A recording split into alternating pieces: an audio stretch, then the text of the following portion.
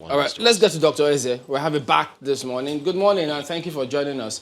Could you just delve right into this? What, in your understanding, is playing out here? I think from where I see it, there are probably three perspectives. First is to look at some historical conjectures. Then, of course, the second is to look at what's playing out at the moment. And then the third is probably to ask questions about who should be blamed and what needs to be done.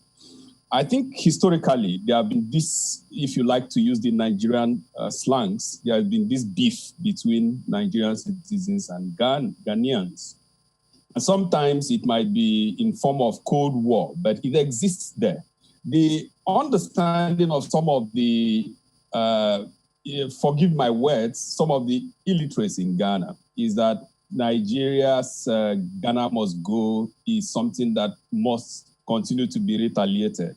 However, what they do not also understand is that Shagaris regime of Ghana must go was also a retaliation of what has happened in the past. So there's a missing link between that historical angle of what Ghanaians did to Nigeria and which prompted Nigerians' retaliation.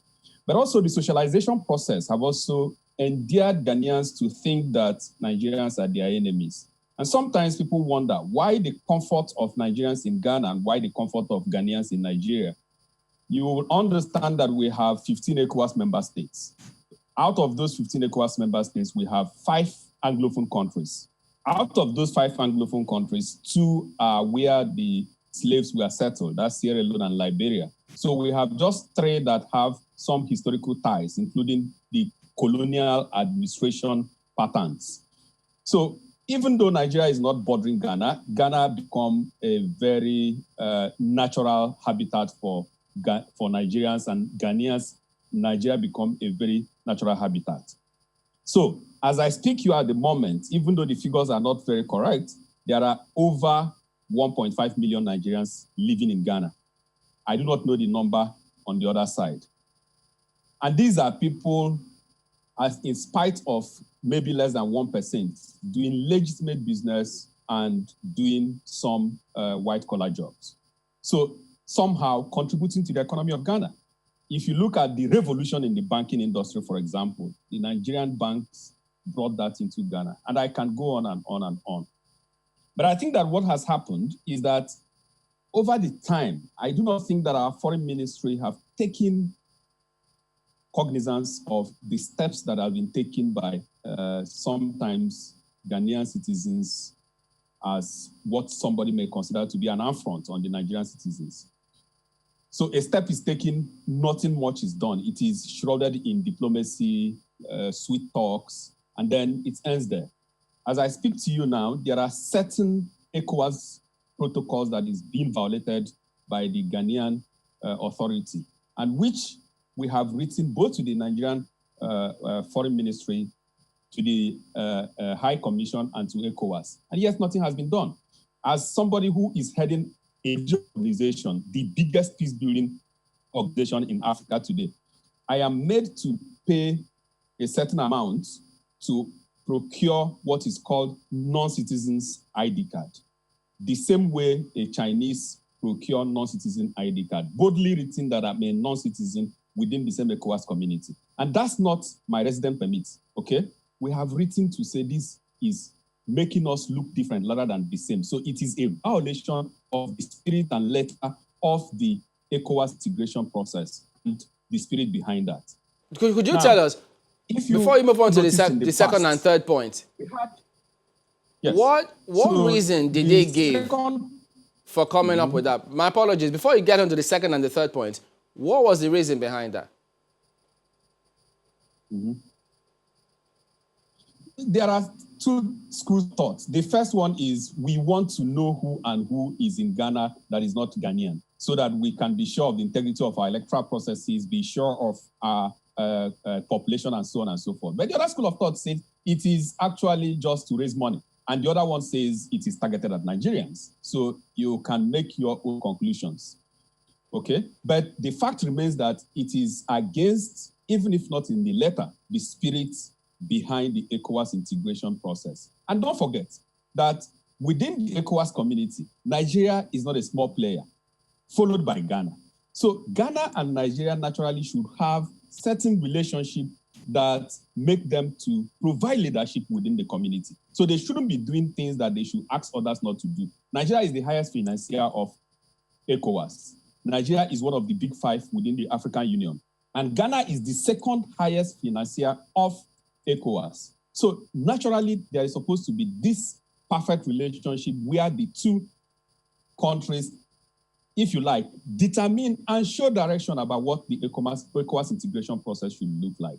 Now, if you look at what is happening today, what has happened today, despite these historical antecedents that I've given you and this kind of perceptions that, in my opinion, is also negative, that need to be also addressed.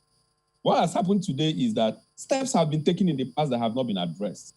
I can tell you without leaning towards anybody that during the regime of Senator Musili Obanikoro, this dare not happen because he was both decisive and conclusive in the kind of utterances he made and the kind of protection that he provided. I think that our High Commission needs to do more than they are doing at the moment. And I also think that the Diaspora Commission should look in that direction. They tried at the point when they were locking up Nigerian shops in Ghana, in Kumasi and in Aboso-Koya, where they sell the spare parts. And this, even though they said it was targeted against foreigners, I can tell you that everybody knew it was targeted against Nigerians because Nigerians came in with more money to invest in business, had sources where they could procure those goods cheaper and sold cheaper. So the whole idea about competition was eroded on the altar of Nigerians are invading the retail industry, which I don't think is the case. However, even if Nigeria did that, what you need to do is to go to court and get an injunction to stop Nigerians from doing that. You cannot on your own take the laws into your hand and lock up Nigerian shops. And our foreign ministry, our High Commission, simply spoke English, shrouded in all forms of diplomacy, and it died down. So another step was taken. And now, an invasion of Nigerian space in Ghana. That is totally unacceptable. What was the second and the third point you were going to make? Yes, the second point I'm going to make is that because these issues were not addressed in the past, that has emboldened both citizens and the government of Ghana to take a step forward. And I think that this is what the Nigerian government should be looking at, to address it head on, not just calling a meeting in Abuja. I think this is something that every citizen of Nigeria that is living in Ghana will feel so proud of, depending on the way it is addressed, or will feel so ashamed to even face Ghanaians if this is not addressed the way it is addressed. I do not think that that letter coming from the foreign ministry, I don't think it's enough. By now, we should be already seeing arrest.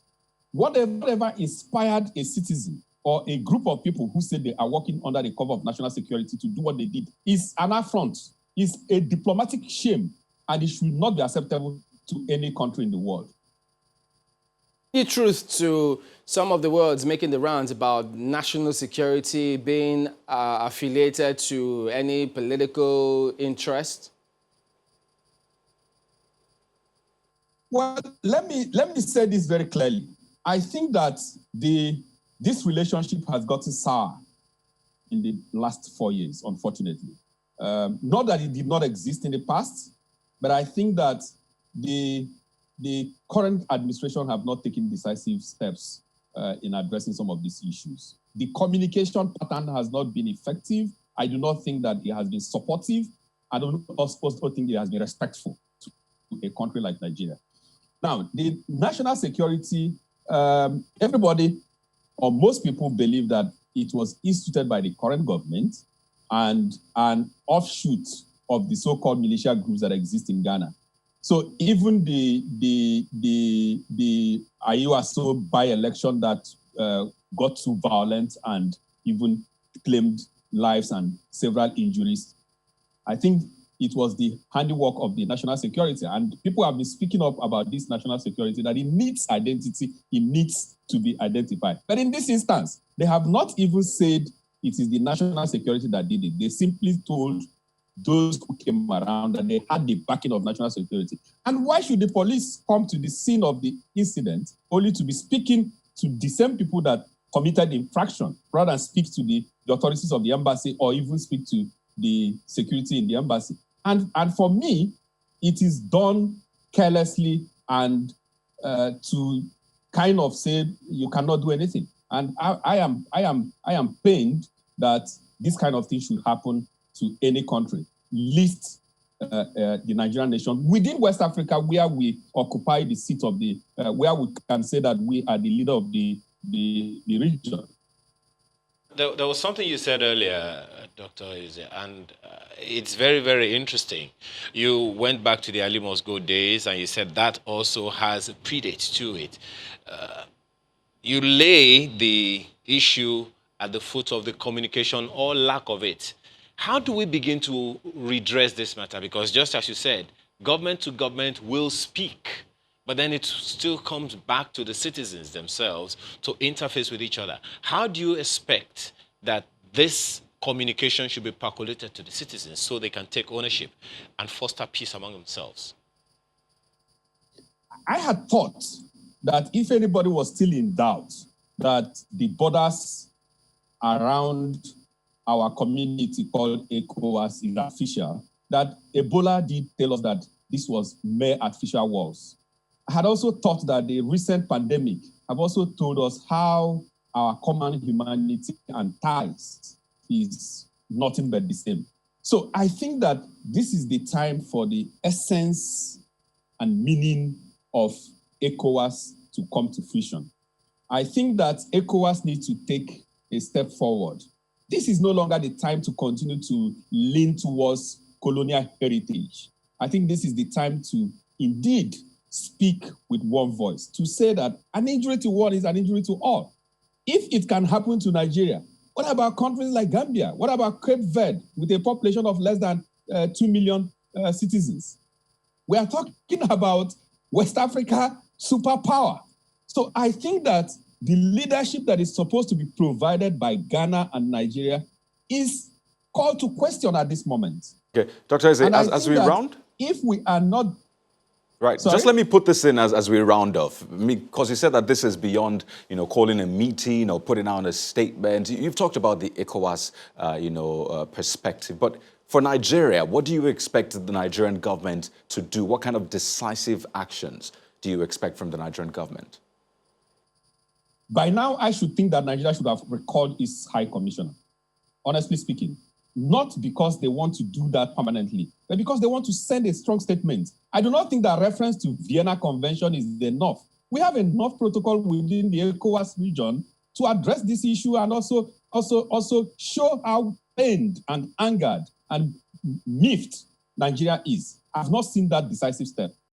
Well, thank you very much indeed, Dr. Chukwuemeka is giving us his perspective on what transpired. But we'll be looking to see how we all approach this, such that, as you heard him say, it doesn't happen again in any other African country, poking the arms in Nigeria's eye. Or even the world at that time. So there you go.